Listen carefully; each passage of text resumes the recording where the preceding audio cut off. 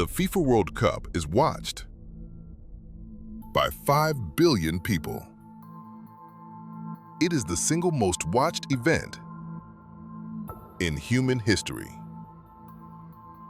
And for over 20 years, the men who ran it were selling it. Selling the host nation, selling the TV rights, selling the sponsorship deals, selling the votes. More than $200 million in bribes. Paid by countries, paid by corporations, paid into secret bank accounts in the Cayman Islands, Switzerland, and the Bahamas. And the man at the top, Sepp Blatter, ran FIFA for 17 years and was never charged with a crime. This is the story of the most corrupt sports organization in history and the FBI agent who finally brought it down. Today's story is different. Not one man, not one fraud, an entire organization built on bribery from the inside out for over 40 years. This is the story of FIFA, the organization that controls the World Cup, and how the United States Department of Justice did what no one else could. They took it apart, one bribe at a time. FIFA, the Fédération Internationale de Football Association, was founded in Paris in 1904. For most of its history, it was a modest organization, running the rules of the game, organizing international tournaments. Then, television happened.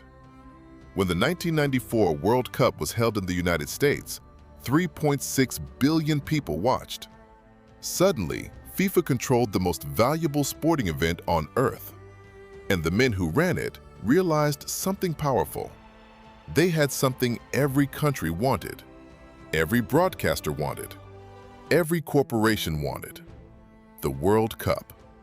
And they were prepared to sell it to the highest bidder. At the center of this machine, two men: Sepp Blatter, a Swiss bureaucrat who became FIFA president in 1998 and ran the organization for 17 years, and Jack Warner, the president of CONCACAF, the governing body for football in North America, Central America, and the Caribbean. Together, they built a system that turned the world's most popular sport into a private ATM machine, for themselves and for anyone willing to pay. His name was Chuck Blazer. 350 pounds, a white beard, an apartment on the same floor as his cats in Trump Tower, New York City. Chuck Blazer was the General Secretary of CONCACAF, the right hand of Jack Warner, and one of the most powerful men in world football. He was also stealing millions. For years, Blazer had been skimming commissions from CONCACAF's marketing and licensing deals without authorization. He paid no income tax on any of it.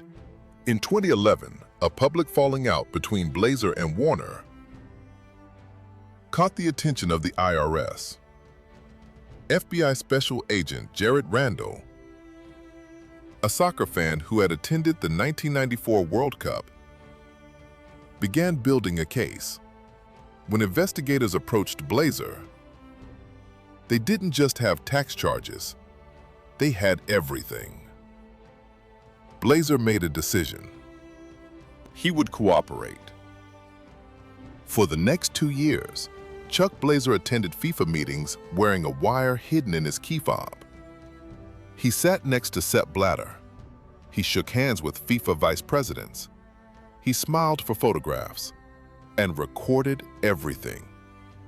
He pleaded guilty in 2013 to 10 counts including racketeering, wire fraud, and tax evasion. Chuck Blazer died in 2017 before he could be sentenced. But the case he built was already in motion. May 27, 2015, 5 in the morning. At the Bauer Olach Hotel in Zurich, Switzerland, one of the most exclusive hotels in the world, Swiss police knocked on doors. FIFA officials were in Zurich for their annual Congress. They had expected another day of meetings, dinners, and deals. Instead, 7 of them were arrested in their luxury hotel rooms, still in their pajamas. Simultaneously, in Brooklyn, New York, the United States Department of Justice unsealed a 165-page indictment. 47 counts: racketeering, wire fraud, money laundering, bribery. 14 individuals and entities charged with accepting over $150 million in bribes over more than 2 decades. The world watched in disbelief. Football officials, arrested in a Zurich hotel at 5 a.m., led through the lobby in handcuffs in front of cameras that had been tipped off by the FBI itself. It was, as one journalist wrote, the most dramatic morning in the history of world sport. But the arrests, as dramatic as they were not the biggest story. The biggest story was Qatar.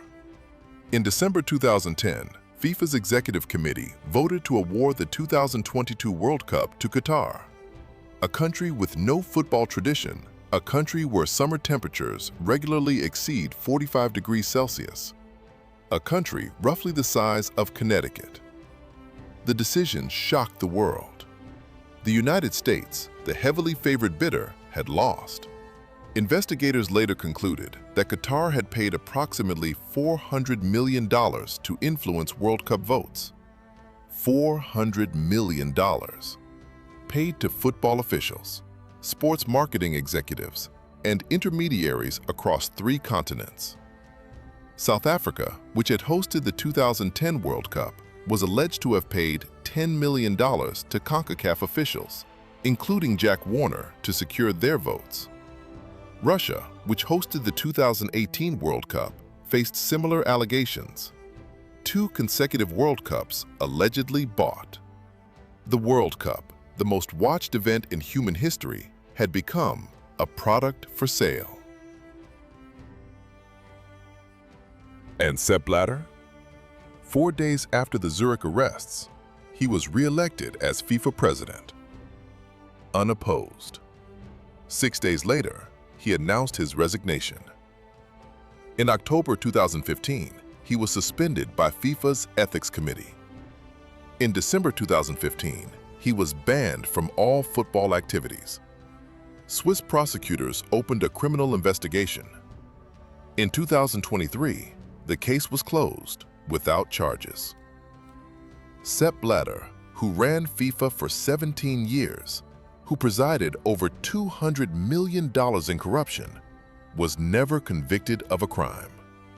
By 2026, more than 30 officials had been convicted or pleaded guilty in the U.S. case. Jack Warner, who received millions in bribes, has never been extradited from Trinidad. He is still there, free. And the 2026 World Cup, happening right now across the United States, Canada, and Mexico, is the first World Cup since the scandal to be held in North America. The FBI finally got the World Cup they were trying to protect. 11 years later. 5 billion people watch the World Cup. They watch for the football, for the drama, for the moments that bring the world together.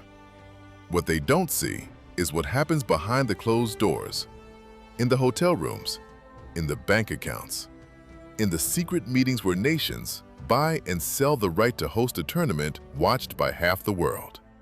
The beautiful game has always had an ugly side.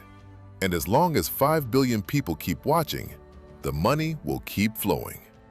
And someone, somewhere, will keep trying to steal it. This is Dark Money and Power, the truth they don't want you to know.